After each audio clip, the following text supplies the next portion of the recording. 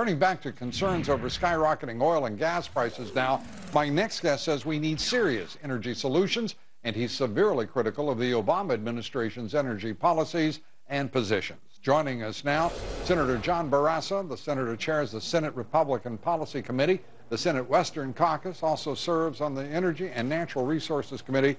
Senator, look, you are really laying into President Obama here. What is his greatest failing in your judgment? Well, Lou, I believe that the president is jeopardizing our national security as well as our future safety by his policies and what we're seeing in terms of energy security, because to me that is national security. The pain at the pump is there, and it's because of the policies of the Obama administration.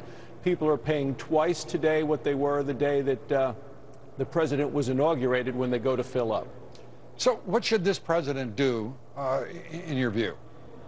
Well, I put out a copy of a report with a number of my colleagues of the Senate Western Caucus about breaking down the barriers to America's red, white, and blue energy jobs. You know, the president, when he was running, said that he wanted to make renewable energy the cheapest form of energy.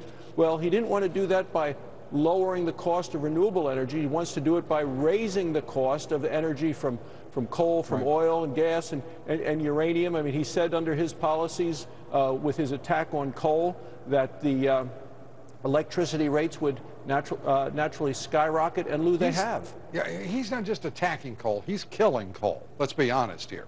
The fact of the matter is, though, we have very little time in which to redress through a policy change in direction the crisis that confronts us, as you've styled it, our energy crisis.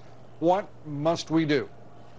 Well, we need to be exploring for more energy offshore, on federal land, and in Alaska. And of all things, we ought to be approving bringing in oil from our neighbor to the north, our friendliest trading partner, Canada, instead of the president threatening the Keystone pipeline, XL pipeline, bringing energy, oil from Canada to the United States. I mean, he said to Canada, hey, sell it to China. We don't need it.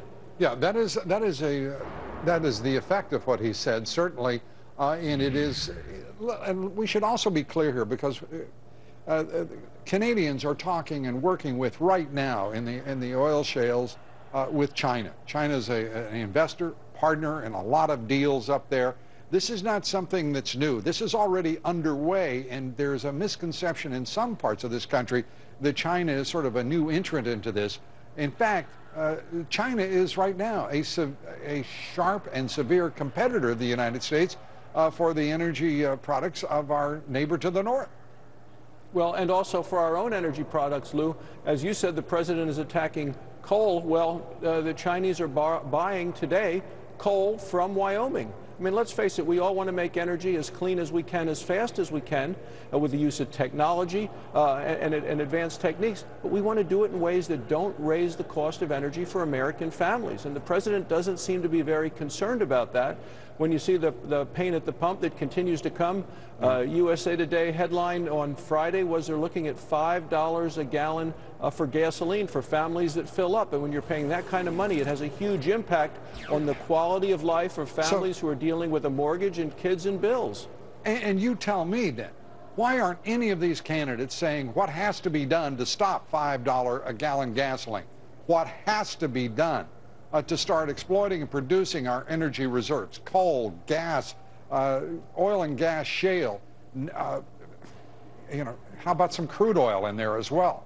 I don't hear an energy vision emanating from any one of these candidates, and certainly not from this president, other than to say, you know, let's do another alternate energy, green energy initiative.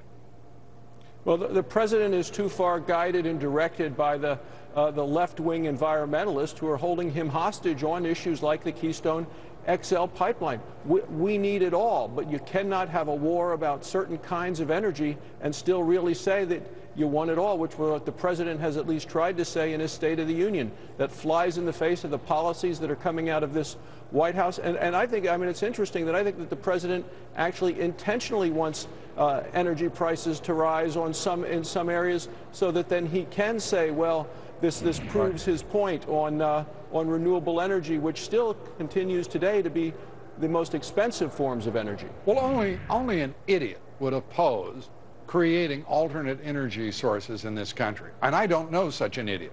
Yet that seems to be the straw man that this administration puts up time and time again. The fact is that there are limitations to alternative energy, whether it's solar, whether it's wind, geothermal, whatever it might be, in the near term defined as the next 20, 30 years.